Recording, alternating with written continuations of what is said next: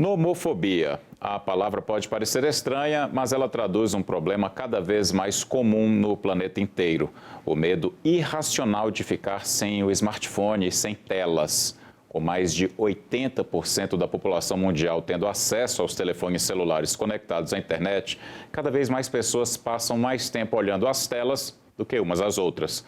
As consequências mais comuns desse vício são a ansiedade, a depressão e o isolamento. E é sobre a nomofobia, sobre esse vício, que eu converso agora com o Dr. Cláudio Martins, vice-presidente da Associação Brasileira de Psiquiatria. Dr. Cláudio, muito obrigado por aceitar aqui o convite para participar do Cidadania, para falar de um problema recente, né? Já tem especialistas dizendo que é um dos males do século XXI. Vamos começar explicando para quem está em casa. Eu fiz uma introdução, mas é sempre melhor o especialista falar. O que é essa nomofobia? O que é esse vício, né, em smartphones, em telas, em tecnologia? Bom, o que a gente pode pensar sobre essa questão que tu introduziste muito bem, né? A nomofobia foi um neologismo, assim, uma terminologia adaptada do inglês e que acabou sendo universalmente utilizada. Basicamente, no mobile, vem do termo inglês, né? Mobile do telefone celular, né? Então, a partir disso, se conseguiu identificar que pessoas que ficavam sem o acesso ao seu celular, ou a gente hoje se amplia para as telas, ou seja, os diversos instrumentos ou aparelhos de comunicação via internet ou imediato, mobilizava uma série de sintomas nessas pessoas, né? Basicamente baseado num nível de ansiedade muito alta, quase como um processo aditivo semelhante à droga-adição, né? Que basicamente o que mobiliza a pessoa a buscar o uso de uma substância, depois que desenvolve um processo aditivo, é o incremento da síndrome de abstinência, que a gente chama, que é um incremento de ansiedade muito intensa e que se alivia com o uso da substância. Esse processo é muito semelhante naquelas pessoas que desenvolvem esse processo aditivo às telas, né? Uma intolerância de não estar conectado imediatamente, né? E isso, o termo foi gerido na Inglaterra em 2009 e foi se ampliando, né? Mais estudos foram se desenvolvendo, né? E a própria apresentação clínica das pessoas, né? A gente sabe que isso abrange uma grande parcela da população, né? Aliás, no Brasil temos cerca de 200 milhões de smartphones aí, e a gente pode ampliar com outras questões. Então, praticamente toda a população tem algum nível de envolvimento da comunicação, e hoje não só a comunicação, como uma necessidade operacional de vida, né? Quer seja para gerenciamento de dados pessoais, gerenciamentos bancários, financeiros, a pessoa fica meio perdida sem poder estar tendo uma conexão imediata via internet, porque a nossa vida está envolvida com esse processo. O que acontece, basicamente, em termos de envolvimento, até de patologias? A população mais vulnerável, eu diria, aí, são os adolescentes, os jovens, porque a geração digital, como se diz, né, que são aquelas, já estamos assim, já temos uma geração digital já de adultos jovens, né, porque antes eram já com 2 anos ou até 1 ano, as crianças já estão manipulando telas, né, ou estimulada pelos pais, ou hoje já não temos mais a famosa babá eletrônica, que era um programa, um desenhozinho na TV, hoje é o smartphone, um tablet. Então, a pessoa já vai adquirindo o hábito e o funcionamento integrado, quase que fosse um prolongamento do seu corpo, das suas mãos, da sua mente, e aquilo passa a ser um modus vivendi, né? Então, é muito difícil. Agora mesmo tivemos até uma situação bem angustiante de uma criança que não tolerou aí a retirada ou a limitação do uso do smartphone e até ateou fogo aí na sala da casa, da avó, enfim, para ver o desespero que isso gera naquela pessoa que perde o contato. Evidentemente que isso é um caso extremado e que está vinculado a vários fatores, nós não vamos ser reducionistas, pegar que foi somente pela questão da limitação, né, do uso do smartphone. Mas o que eu como o senhor disse, né, doutor? É um problema que é muito comum, cada vez mais comum e que afeta todas as famílias e principalmente as gerações mais jovens. O senhor é um médico psiquiatra experiente. O senhor tem atendido, nos últimos anos, muitos casos de pessoas com esse vício? Porque a gente tem que deixar claro, né? É um vício mesmo, é como se fosse o uso de uma droga. Nós temos graduações, conforme os espaços também dos processos aditivos, né? Ninguém se torna, vamos dizer assim, um adito pesado sem ter iniciado provando, né? Ou alguns dizem até de uso recreacional a droga. Quem faz o uso recreacional tem o risco de desenvolver um processo aditivo e com todas as consequências de um processo de dependência. O mesmo é semelhante com os smartphones. Infelizmente, ele está incorporado na nossa vida, infelizmente no sentido, porque também não vamos demonizar Aqui, quando a gente fala em smartphone, nós vamos ampliar todos aparelhos de comunicação instantânea, né? Computador, tablet, né? Talvez a gente reduza isso, porque o smartphone é o mais habitual, né? E mais fácil de manipular, de carregar, de estar no seu dia a dia, né? Nós estamos aqui conversando, podemos fazer essa entrevista até pelo próprio smartphone, eu estou falando pelo computador, mas poderia estar falando aqui pelo meu celular e tantas no momento que eu estou falando, estou recebendo mensagens, etc.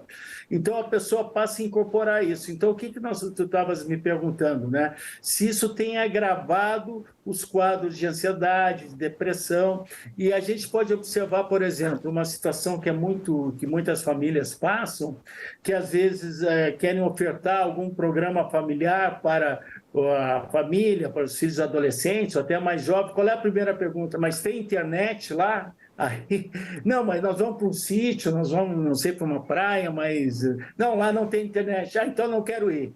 E aí já gera, além da disfuncionamento da pessoa, também às vezes gera um disfuncionamento familiar, vamos dizer assim, né? Em termos de gerar um fator tensional de algo que seria um programa prazeroso e acaba se transformando numa luta aí de interesses, né? Que na realidade nem é interesse, e às vezes o jovem lá, o adolescente chega no local X ou Y, que é cheio de atrativos, mas nem se envolve, não interage, não, porque é seguir vinculado, né, à tela, às mensagens, Instagram, a jovem não vê Instagram, TikTok, seja qual for o app, a coisa que possa visar. Isso aí que a gente pode perceber é que a pessoa que incorpora isso de uma forma muito rígida, né, que não tolera essa restrição, tanto é que já existe agora até certos spas aí de detox, como chamamos de aparelhagem sem internet, né? Que é para a pessoa ir para lá e não ter nem a tentação, muito semelhante, né, a clínicas de reabilitação para pessoas aditas a substâncias lícitas ou ilícitas, que elas às vezes precisam de ambientes protegidos, onde elas possam ficar restritas na sua capacidade de ter adesão a esses, assim. Então, chegamos a esse ponto, né, de ter, porque a pessoa não consegue se autolimitar ou não tem uma aparelhagem externa, ou um funcionamento de pessoas. Doutor Os Cláudio, sintomas, né? Pois não. Era isso que eu ia aproveitar e perguntar. O senhor deixou claro, e é importante, a gente vive num mundo que a gente não pode abrir mão do uso dessa tecnologia, claro, né, dos smartphones, das telas em geral. Mas quando é que a gente tem que ficar atento para sair do uso racional? Quais são os sintomas que a gente tem que perceber que já está virando um vício, que está virando um problema? Isso para a pessoa adulta ou para um jovem que estiver assistindo? Quando é que a gente passou do limite? Bom, a gente poderia pensar em alguns funcionamentos comportamentais, né, que se consegue identificar que a pessoa já está transpondo essa capacidade de controle, né, porque basicamente isso é um descontrole de funcionamento comportamental e emocional, né. A pessoa tem que se manter ligada no celular, por exemplo, 24 horas, ela não consegue se desconectar, vai dormir, tem que deixar o celular do lado, ela está dando uma olhada toda hora, às vezes gerando até privação do sono, né? Coloca o celular embaixo do travesseiro, não pode se afastar, fica em pânico se não encontra o celular, né? Tem que estar carregando mais de uma bateria. Aliás, isso é muito comum nos adolescentes, não só adolescentes, tem que ter mais de uma bateria, vivem quebrando os cabos de carregamento, porque de tanto vai viciando como é que se diz, a bateria dos aparelhos, então porque não para nunca, né, de estar acessando e fazendo assim, né? Conferir rapidamente a chamada, qualquer chamada que tenha mensagem, e-mail, a pessoa está num frenesi, né, permanente, né, e gira e entra, a mensagem, é WhatsApp, é Instagram, uma angústia muito grande se não ganha um like lá de uma, vamos dizer assim, de uma publicação, né, checar a bateria a todo momento, né, deixa eu ver, sentir um desconforto, isso também aparece. A internet aqui não está bem, está oscilando, aí a pessoa, não, eu vou embora daqui desse local, às vezes está confraternizando com a pessoa num lugar, não, mas aqui não dá para ficar, que a internet é muito ruim, né? Quer dizer, não é o local, é a internet que é ruim, né? E também, isso é uma outra coisa importante, a pessoa abre mão, aquilo que eu já havia comentado, até de fazer alguma atividade, jovens, aliás, tem sido um problema sério, né? Jovens têm abrido mão de fazer exercício físico, participar de atividades, que era muito habitual, né? Jogar futebol, vôlei, enfim, seja o que for, assim, atividades de interação social e esportiva, porque ele fica mas eu vou ficar muito tempo longe do celular, que eu não vou poder, enfim, ter acesso, porque eu vou estar ali. Outra questão também é que isso, aliás, impacta muito as questões de muitas empresas, até na questão produtiva da pessoa que tem que desempenhar um trabalho X, e ela fica tão focada aí nas mensagens que o trabalho que ela tem que realizar, ela vai negligenciando, né? Não vai conseguindo realizar por uma falta de concentração naquele foco, seja qual for a atividade, porque ela está com a mente dissociada, ela deixa, tanto é que tem algumas empresas até que cortam o uso de celulares durante a hora de trabalho, até restringe o Wi-Fi para os funcionários, justamente para ser um fator, como diríamos, um fator limitador desse processo. Então, e um ponto aí que é muito chamativo, e talvez às vezes é que as famílias se preocupam, é uma diminuição da vida social, né, e o contato presencial, e também o próprio contato familiar. Vamos lá visitar a avó, vamos lá visitar o tio, os primos. Não, eu vou ficar em casa. Não, mas por que tu vai ficar em casa? Não, eu quero ficar em casa, é um saco lá, né, para o linguajar dos adolescentes, que está vinculado porque o temor que não vai poder estar associado ao uso do celular. Isso, às vezes, se observa também um distanciamento intrafamiliar, né, no horário das refeições, e que gera brigas,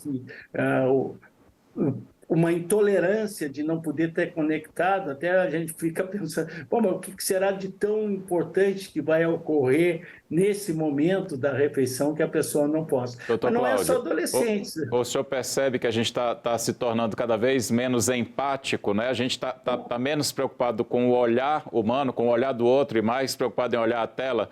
As futuras gerações podem se tornar gerações mais frias do que as atuais, por exemplo?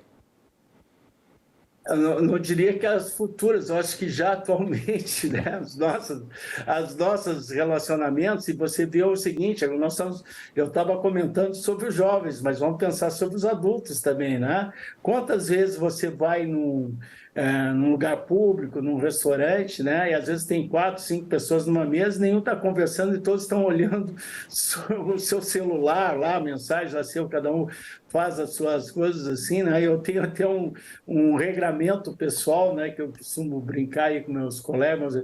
Se eu combino com algum amigo, colega, amigo, a pessoa chega na mesa e começa a olhar, eu me despeço, bom, desculpa estar te interrompendo, né? Mas eu vim aqui para conversar contigo, eu estou vendo que estás ocupado. Doutor Cláudio, eu vou adotar esse regramento do senhor, viu? Eu gostei dessa ideia. Aliás, acho que todo mundo que está assistindo a gente devia adotar isso. Porque fica uma situação desconfortável, né? Tu ficas, vais ali, ninguém é obrigado a estar junto com a outra pessoa, mas tu combinas, né? Seja qual for o encontro social. Aliás, isso é um ponto importante até para te comentar em termos de saúde mental, né? Os últimos indicadores mostram que um dos grandes elementos de promoção de saúde mental é a interação presencial com os amigos, né? Então, esse próprio, claro que é tudo um conjunto, mas estou falando que é um dos indicadores, os trabalhos científicos têm mostrado que isso é um grande agente de saúde mental, né? Essa interação, a troca, a conversa, interação emocional, afetiva, comportamental, e essa questão dos smartphones na interferência desses processos. Interferência é que eu digo porque inibe a espontaneidade de uma conversa. Se eu estou conversando contigo, Hermes, aí de repente estou te trazendo alguma situação que para mim é mais sensível, enfim, nem precisa ser de grande intimidade. Qualquer conversa ela tem um início, meio e fim, ela tem um aquecimento, que nem nós estamos fazendo, né? A pessoa nem sempre consegue expor exatamente o que ela gostaria no primeiro momento, ela precisa ter uma receptividade do outro, né? Aí eu estou te comentando uma situação que para mim tem uma sensibilidade, aí tu pega o celular e começa, né, te focar mais ali numa mensagem que tu recebeste, ou uma publicação, seja o que for, tu já dá uma comunicação para o teu interlocutor que tu não está muito interessado no que ele está falando, porque tu está mais focado naquilo, e muitas vezes não é nem algo que é importante para ti, mas que está vinculado aí, sim, para essa mudança comportamental que a pessoa vai adquirindo, porque qualquer processo aditivo, ele não só ativa o nosso cérebro, como as drogas, e vai num mecanismo de recompensa, que a gente chama imediata, mas como vai sendo estruturado um padrão comportamental de vida. Aliás, muitas vezes, por exemplo, vou dar numa droga aí que é lícita e está muito incorporada aí na vida, infelizmente foi muito reduzida para 12% da população, já foi 50%, que é o tabagismo. Uma das grandes dificuldades da pessoa romper com o processo aditivo do tabagismo são os rituais de vida que ela incorporou, né? Uns utilizam para, como se diz, para fazer algum tipo de estudo, outro para dizer que é um companheiro, enfim, tem várias racionalizações. É aquela situação do fumante que diz: estou triste, vou fumar. Acabei de almoçar, vou fumar. Estou feliz, vou fumar. Né? E isso trazendo para os smartphones também tem esse mecanismo de compensação, não é, emocional. Colocaste muito bem, Hermes. É bem isso aí, porque ele entra nesse processo assim, né, de busca, e há uma outra racionalização aí, que a pessoa que tem o processo assim, mas o cigarro é um companheiro, é um amigo, enfim, as pessoas usam N coisas assim. O smartphone passa a ser também um ser, vamos dizer assim, que faz um ser vivo para a pessoa, né? Porque ele entra como um componente de vida. Agora, não vamos demonizar, tem uma grande parcela da população, né, que se utiliza de uma forma adequada, né, e produtiva dos smartphones. Vou pegar esse gancho, doutor. Vou pegar esse gancho, doutor, que você falou. Uma grande parcela utiliza da maneira adequada, sem vício. Para o pai e a mãe que estão assistindo a gente agora, que tem filhos pequenos que já nasceram nesse mundo das telas, qual recomendação o senhor daria para que eles pudessem criar os filhos dessa maneira saudável? Bom, se tem, os estudos mostram, né, que o nosso cérebro, né, para receber estímulos, os meus colegas psiquiatras infantis aí recomendam que antes dos 4 anos não deveria ter o estímulo de telas. Infelizmente, né, é um regramento difícil, porque foi sendo incorporado assim como uma babá eletrônica, falava antes dos desenhozinhos e tal, que passavam na televisão, e que acalma as crianças. Então, vai para um restaurante, põe um tablet lá, ou um smartphone, e a criança, bom, depois que fisgou, ela vai querer de novo, né? Esse é o problema, é que nem a questão da droga. Qual é a única maneira da pessoa não ter, com certeza que ela não vai ter problema de dependência química de uma droga? Ela nunca testar, nem tentar fazer uso. Esse eu garanto que não vai ter problema. Agora, qualquer outra pessoa que fizer uso, mesmo que seja eventual, ela já entra na cadeia de risco por N fatores, predisposição genética, fatores ambientais, etc., que podem vir a desenvolver, não necessariamente, mas ela já entra num outro perfil.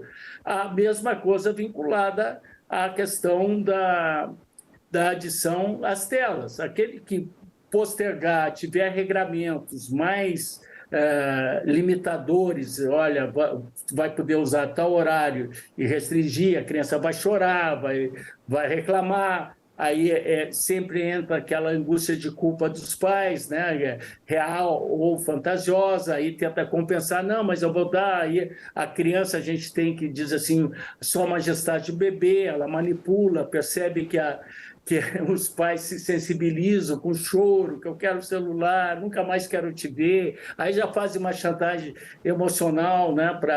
E aí ele, em regramento, que o ser humano não é uma equação matemática, então em regramentos a gente pode delimitar essas questões, dar essas dicas, mas no dia a dia da vida é extremamente complexo esse processo.